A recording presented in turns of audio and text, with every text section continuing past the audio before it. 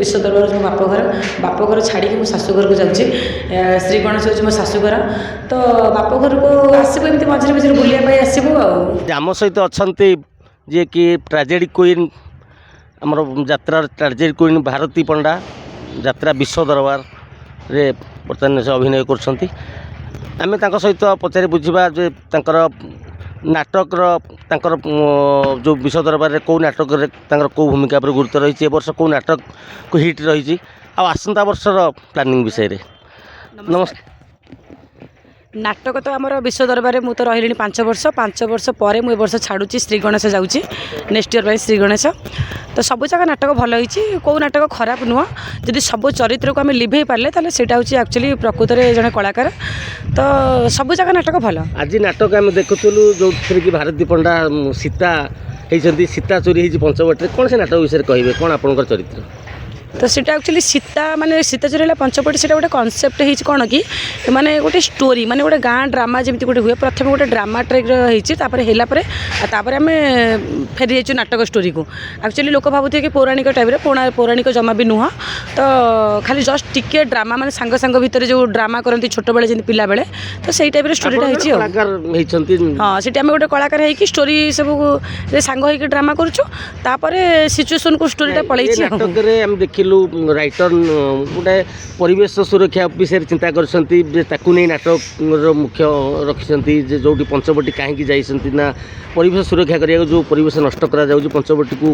लुटि नौ लुटेरा मैंने कौन कहे से विषय परिवेश सुरक्षा के आवश्यकता अच्छी निहाती आवश्यक कहीं परिवेश सुरक्षा रहिले आम समस्ते सुरक्षित रहिबा तेणु से हिसाब से सार जमी लिखिं स्टोरीटा को लोक मैंने देखिले कि शिखे कहीं नाटकटा एक्चुअली कौन कौट आक्चुअली परिवेश ही नाटक आसूँ परिवेश को लेकिन सार मैंने नाटक स्टोरी तैयार कर कौन ये गोटे गंडगोल हो झगड़ा हो मारपिट हो गछ लगेबा हो कि जेकोसी विषय स्टोरीटा आमर होगी सब माने एक्चुअली ओरिजिनल लाइफ रे जो गुड़ा होची सेई गुड़ा सार मैंने लिखुंट लिखिकी से माने गोटे स्टोरी क्रिएट करुँच ए वर्ष जो नाटक चर्चार अच्छी विश्व दरबार जे बदनाम गलीर बादशाह से नाटक आप चरित्र कौन मु तो सब नाटक नायिका भूमिकार अभिनय करुँची ये तो समस्ते जानते कहि कौन बेसी आपन को ए वर्षर जो नुआ नाटक सब नाटक भल होती सब नाटक भल कौटा खराब कहले हेनी मुझे कहली कि जो सब चरित्र को जब ठीक से लिभे पारिया ताले आम प्रकृत कलाकार तो सब नाटक भल होती कौटा खराब है दर्शक देखिए सब भिन्न भिन्न स्टोरी देखिए तो सेमती प्रतिदिन एवं टीवी चैनल सब बाहर पड़ुची प्रतिदिन नुआ नुआ घटना आसूँ सेमती आमर स्टोरी सेमती जो 4-5टा नाटक होती भिन्न भिन्न स्टोरी होती सब जगह नाटक भल आगामी वर्ष 5 वर्ष पर विश्व दरबार छाड़ुंट मिस करेंगे निश्चित विश्व दरबार हाँ निहाती भाव में मिस करेंगे कहीं मुझे कही कि तो बहुत मीडिया मध्यम विश्व दरबार मो बापघर छाड़ी मो शाशुघर को जाऊँगी श्री गणेश हूँ मो शाशुघर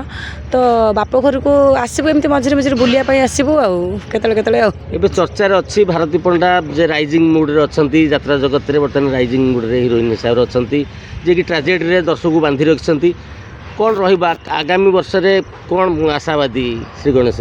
आगामी वर्ष विषय तो एवं कहीहबनी कहीं जेहेतु स्टोरी बाबद आम कि जानू कौन हम कौन नहीं आम राइटर मैंने कौन लिखे आम सार मैंने कौन लिखे कौन करेंगे तो मतलब जना ना तो आम से गलापर आम नाटक क्रिएट है जब आपने जी तो निश्चित मुझे बाइट देवी निश्चित कहि आप 5 वर्ष विश्व दरबार रे अभिनय कले किंतु गोटे वर्ष भितर विभिन्न प्रकार विवाद हो यात्रा ये कलाकार मान डिस्टर्ब होती गोटे वर्ष चुक्ति भी ठीक से रखिपार कौ दृष्टि आप देखा